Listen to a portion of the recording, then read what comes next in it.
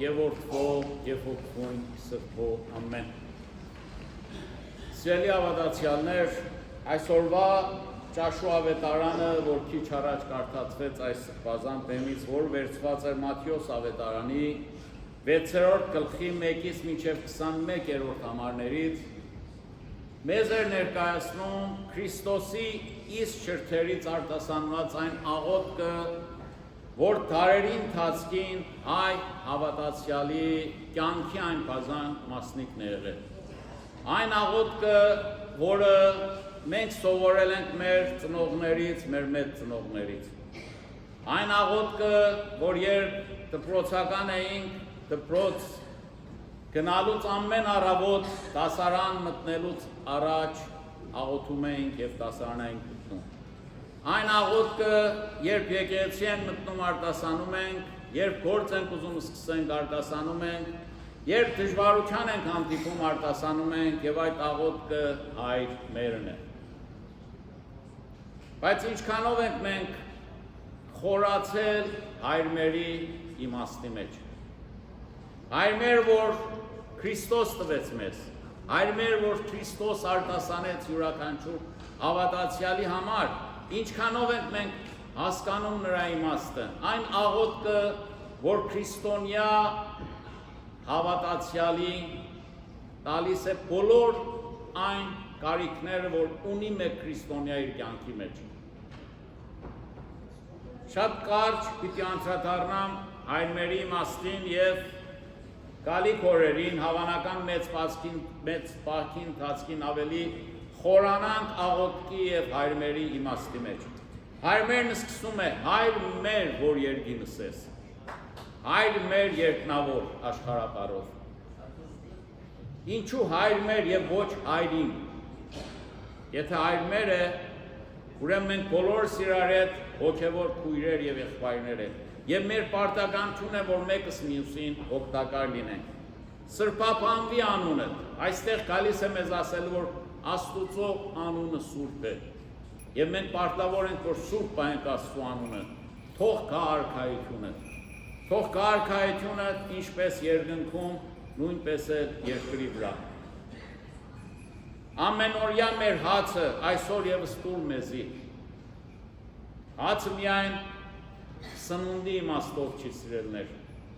նաև հոգևոր սնունդի մասին է, որ խոսում է և Աստուծ ուզում է, որ մեր հոգիները հեռու պահի չարից և չարի որոկայթներից։ Ներե մեր հանցանքները, ինչպես որ մենք կներենք անոնց, որոնք մեր դեմ նույնպես հանցանքներ են գործել։ Ընթերցման մեջ էլ շեշտված էր այս կետը։ Աստծուց խնդրում ենք, որ ների մեր հանցանքները,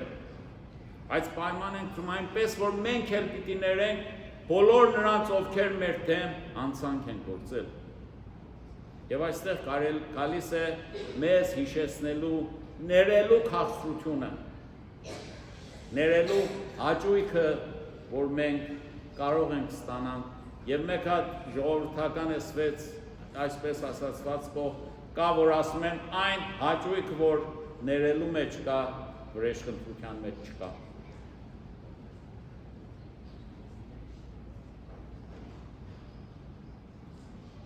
Եվ թույլ մի տար, որ փորձանքների մեջ ընկնանք, այսինքն մեզ հեռու պահի փորձանքներից և այլ մեզ չարից ազատի։ Մեզ մի տանի դեպի փորձանք և մեզ ազատի չարից, որովհետև քոնն է արքայությունը, զորությունը և փառքը։ Պարզ է, Աստծունն է արքայությունը, Աստծունն է զորությունը, Աստծունն է փառքը։ Եվ մենք ամեն օր փառք պիտի տանք Աստծուն իր տված բոլոր բարիքների և շնորհքների համար։ Սիրելիներ, այսօր ինչպես որ գիտեք, մեր եկեղեցու տոնացույցի համաձայն բուն բարի կենդան է, որից հետո սկսում է մեծ պահքը։ Բուն բարի կենդանը տարբեր է տարվա ընթացքին եղող մյուս բարի կենդաններից, որոնց պահքի տևողությունը մեկ շաբաթ է և կատարվում է 5 տաղավար տոներից առաջ։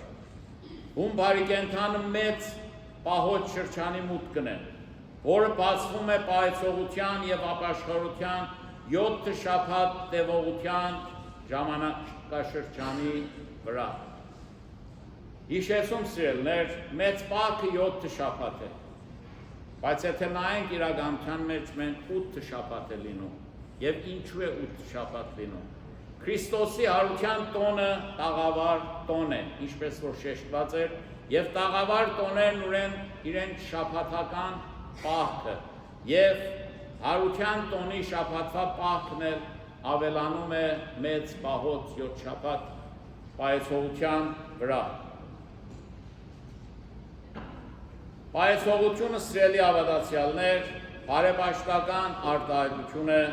որի լայն առումով նշանակում է նախապատրաստություն և ինքնամփոփում։ Պահեցողություն կնշանակի ժուժկալ մնալ մարդկային վայելքների նկատմամբ։ Մարդը իբնե մեղանչական է։ Մեղավոր մարդը իր ներքին քննադատող ձայնը լսելով, որը իր խղճի զորությունն է, սկիզբ է մարդու ապաշխարության։ Պահքի ծագումը շատ հին է և հասնում է մինչև մարդու ստեղծագործության օրերին։ Զանազան ձևերով է կատարվում պահեցողությունը։ Հին կրոնները իրենց չասվածներին զոհ մատուցանելու ժամանակ անց էին կացնում պահեցողության մեկ շրջան։ Հովհաննես Մկրտիչ և Քրիստոս ևս հետևեցին պահեցողության, ըստ Քրիստոսի պահքը մի տեսակ բարեգործություն է կատարողի նկատմամբ, բայց այն պիտի լինի գաղտնի, որպեսզի վարձատրվի հայտնապես։ Քրիստոս Մատթեոս ավետարանի 6-րդ գլխի 18 և 19-րդ համարներում այսպես է ասում. երբ ծոմ կպահես, ուծե գլուխդ և լվա երեսդ, որպեսզի մարդիկ չիմանան, թե ծոմ ես։ Աստված, որ անտեսանելի է, բայց տեսնում է կատարածդ, քեզ պիտի վարձատրե հայտնապես։